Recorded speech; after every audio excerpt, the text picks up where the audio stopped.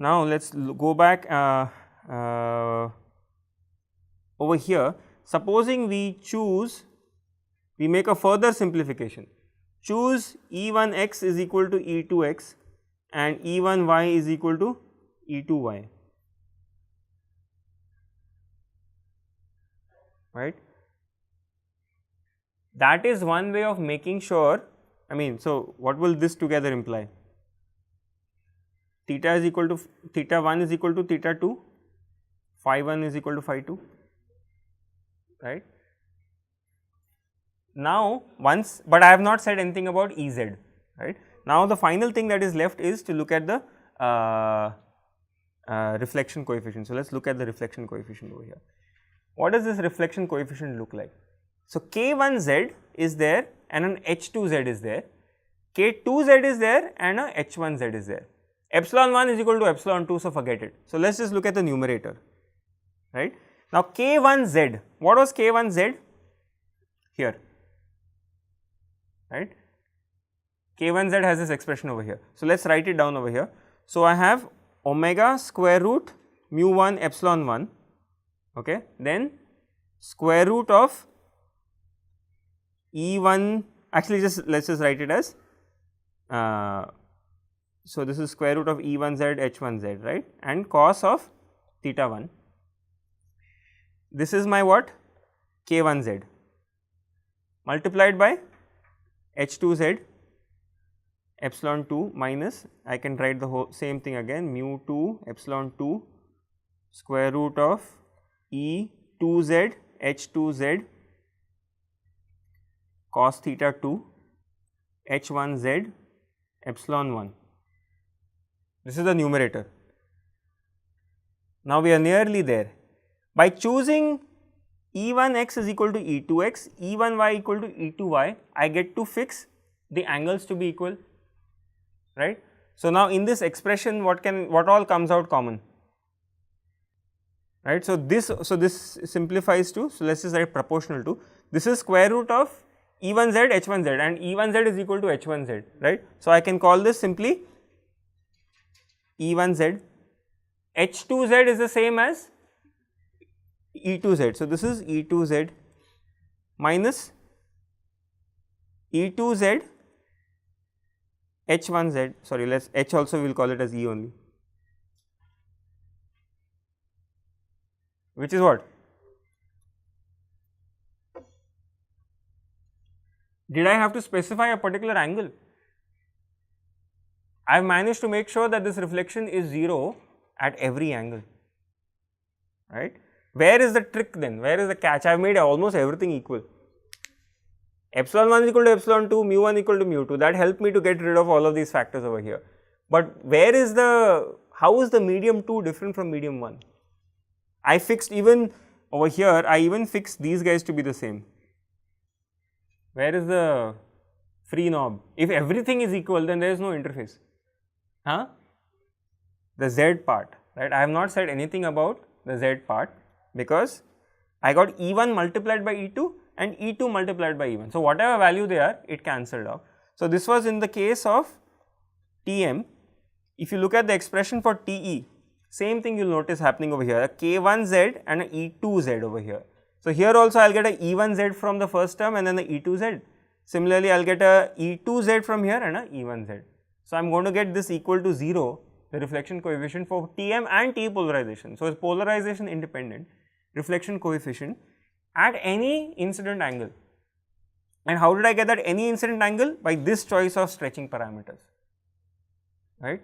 So, let us write down our choice of stretching parameters, right. So, if region 1 let us say is vacuum. So, what will our mu's be? Mu naught epsilon naught, right. And what will I choose my E1x, E2, sorry, E1y, E1z, H1x, H1y, H1z. These were the parameters of my coordinate stretch. So, what am I going to choose, what can I choose them to be? Remember, it is vacuum. How will I get vacuum? equal to 1, right. So, this is 1, 1, 1, it is a matched, I mean it is vacuum. So, everything has to be 1 because I am trying to model a physical medium. This is the inside of my computational domain. Now, when I come to region 2 is where the fun lies, right. This is my so called perfectly matched layer, L is for layer. So, now what choice do I have? So, for the E's, so we will call this E2x, E2y, E2z, H2x, H2y, H2z. Okay. So, tell me what I should write over here. 1 1 something, then 1 1 and the same something. So, that same something I am going to use a different number for it, I will call it S2, right. So, by doing this, what have I done? I have created an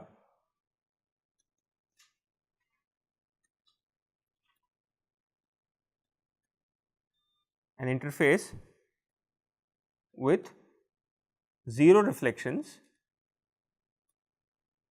not just, I mean under 2 cases, for both polarizations and any incident angle.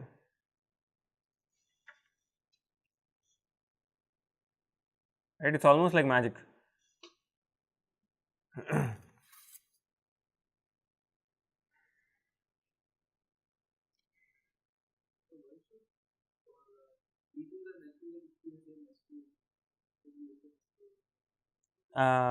You are saying E2z could be S2 and H2z could be S3.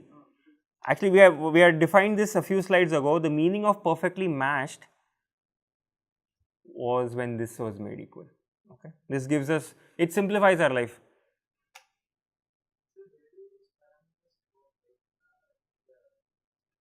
Okay, so the question is about where do these parameters go in the simulation. Before, so we will have another set of discussion on implementation details, there we will talk about it, but at a high level what will happen is the update equations have to be modified because I have modified Maxwell's equations. When I modify the update equations, these parameters enter inside the simulation. But physically what has happened? Physically I have actually created some kind of a anisotropic medium which is accomplishing this magic. That is what has happened. Okay.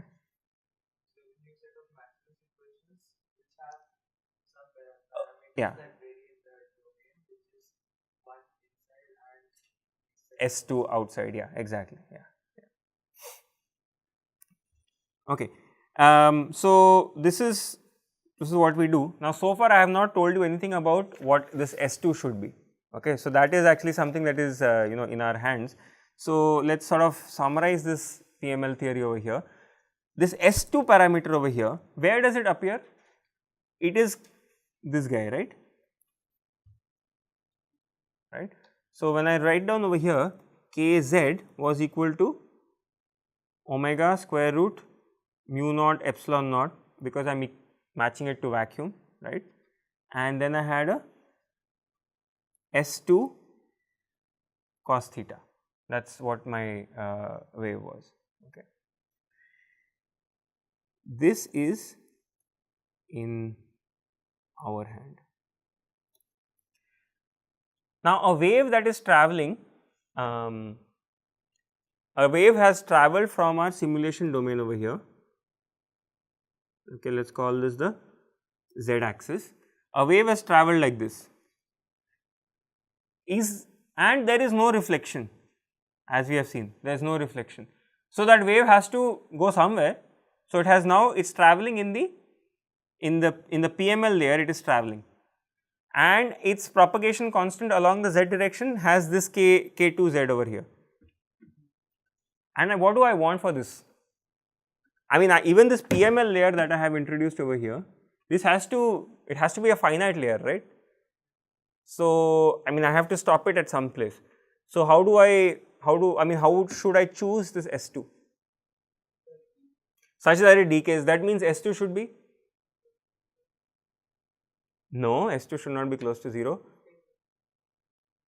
S2 should be complex, right, because how do I write the, I mean the wave vector over here jk2z z, that is what I would have, other terms are also there, right.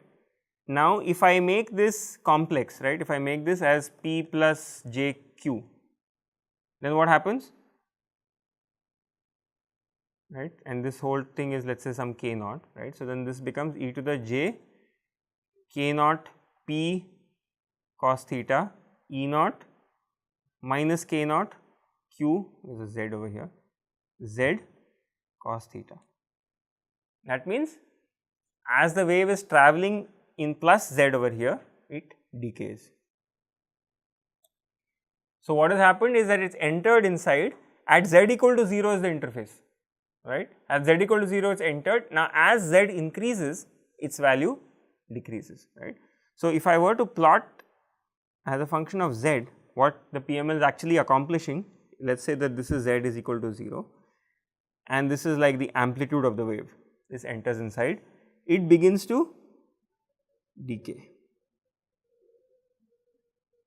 okay.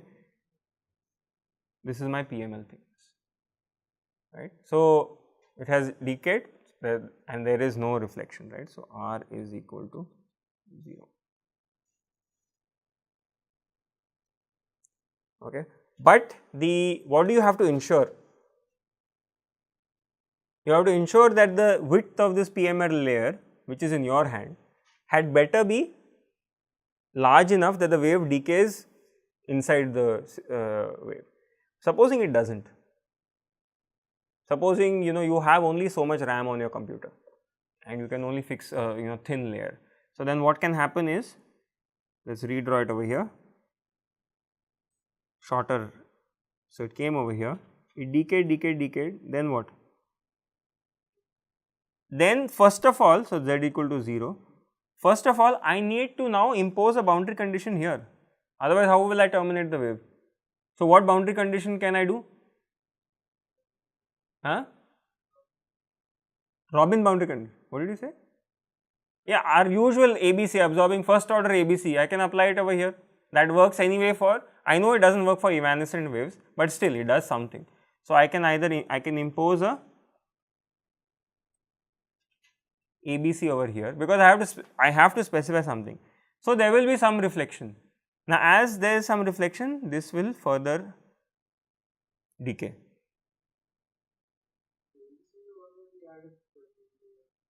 Add the radiation boundary condition, where we replace the spatial derivative by the plane wave thing, what we use in the case of FEM, we use in the case of FDTD, right. So, it decays over here. In case this layer is very thin, then what will happen is, you may have a wave that enters back into the computational domain if the layer thickness is thin, right. So, it is important to understand, supposing I code up perfectly a PML and I find that there is a wave still coming from the PML, it's not necessary that my coding was incorrect. It may be just that the layer thickness is so small that I am getting a reflection from the back end of the PML, right. So, both cases are possible depending on the thickness of the layer and this how I set this parameter, right. So, a lot of the design goes into how do I set this P plus JQ term, okay. So, this we did not take any recourse to FDTD for this. If you make P very high, sorry, Q is what you want to make very high, right, the loss part, not P. Yeah, so the question is, so theoretically it seems that if I make Q to be very large, then it will decay very sharply, but there are certain numerical issues that happen when I do that. In the perfect world, this is great, right, but even when the moment I implement it numerically, there are still some reflections that happen. This abrupt change never works. So, actually many people what they do is, even Q is introduced in a adiabatic wave, okay. So, this all, I mean, you get a hang of this when you code it up, okay. Theoretically I can show you some graphs, but it is not interesting. Okay, so that sort of brings to a close the idea of PML theory. As I said in the very beginning, you could have done this in two ways. One is to stay within the realm of physics have two different materials, one normal material, one anisotropic absorber. It gives you the same results. Our approach was by using coordinate stretching. Coordinate stretching was interpreted as a anisotropic absorber. Okay, and we found that by playing around with just one parameter, I am getting a very beautiful result, no reflection at any polarization at any angle. Okay. So, because of this elegance of this approach, it has become standard in both FEM and FDTD. Okay. So, the the main paper which I referred to for explaining the philosophy of PML using stretch coordinates is this 94 paper by Wencho Chu. So, do read it, it's very readable, right. Based on whatever we have done, you should be able to read the paper in one shot. Okay. So, in subsequent modules, we will look at how do we actually implement it, but the hard part is over. Okay, we'll